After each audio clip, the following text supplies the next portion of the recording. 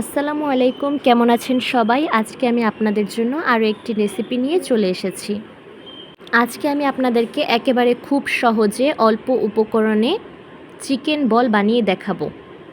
এই সাইজের 3টি বল একটা কাঠিতে ভরে বিক্রি হয় 25 থেকে 30 টাকা করে। তো দেখেন আমি কতগুলো বানিয়ে নিয়েছি। এর জন্য আমার লাগবে পাউরুটি। তো আমি এখানে 5 পিসের মতো পাউরুটি পানিতে ভিজিয়ে নেব। তো এটা পানিতে ভিজে নরম হতে থাকুক। আর এখন যেই কাজটা করব সেটা হচ্ছে চিকেন দিয়ে। তো চিকেন বল বানাতে চিকেন তো লাগবেই মাস্ট। তো এখানে আমি 1 কাপের পরিমাণ চিকেন ব্লেন্ডার করে নিয়েছি। এরপরে আমি দিলাম আধা চা চামচ রসুন বাটা, 1 চিমটি গোলমরিচ গুঁড়া, স্বাদ মতো লবণ, আর দিচ্ছি এখানে আমি 1 চা চামচের বেশি পরিমাণ কাঁচামরিচ কুচি। তো এখানে আমি 2 কালার কাঁচামরিচ নিয়েছি যেন কালারটা সুন্দর আসে। তারপর আমি সেই ভিজিয়ে রাখা পাউরুটিগুলো চিপড়িয়ে নিচ্ছি, কোনো পানি যেন না আসে, এই দিকটা একটু খেয়াল রাখতে হবে। তো আপনারা তো দেখতেই পেলেন এখানে কিন্তু তেমন কোনো মশলা লাগেনি। এরপরে আমি এখানে আধা চা চামচ টেস্টিং সল্ট দিয়ে নিলাম। এখন সব কিছু উপকরণ ভালোভাবে মিশিয়ে নেব, একদমই কম মশলায়।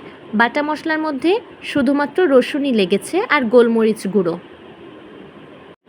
এরপরে এখানে আমি দিব 2 চা চামচ কর্নফ্লাওয়ার। এরপরে সব উপকরণ আমি আবারও ভালো করে মেখে নেব।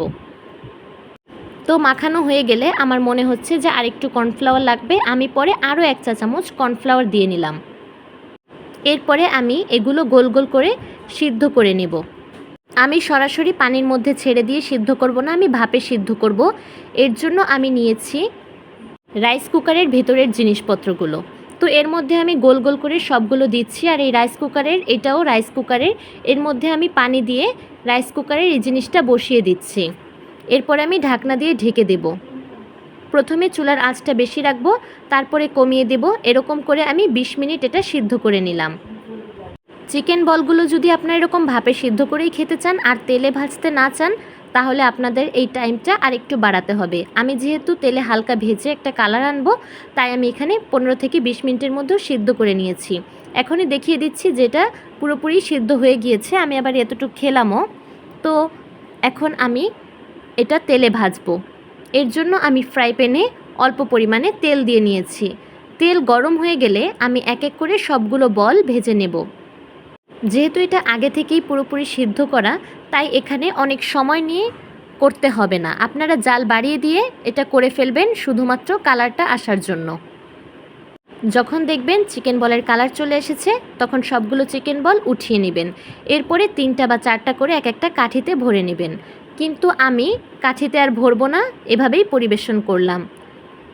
সাথে বানিয়েছি ফ্রেঞ্চ ফ্রাই। ফ্রেঞ্চ ফ্রাই রেসিপিটাও আমি দিয়ে দিয়েছি, আপনারা চাইলে দেখে নিতে পারেন। তো আপনারা দেখেন চিকেন বলগুলো কত সুন্দর আর পারফেক্ট হয়েছে, একেবারে নামি দামি দোকানের মতো। এখন আর বাহিরে গিয়ে চিকেন বল কিনে খেতে হবে না, আপনারা বাসাতেই অল্প খরচে বেশি করে বানিয়ে নিতে পারবেন। আর যারা আমার চ্যানেলে নতুন, চ্যানেলটি সাবস্ক্রাইব করে দিতে ভুলবেন না। দেখা হবে পরবর্তী কোনো ভিডিওতে। ধন্যবাদ সবাইকে।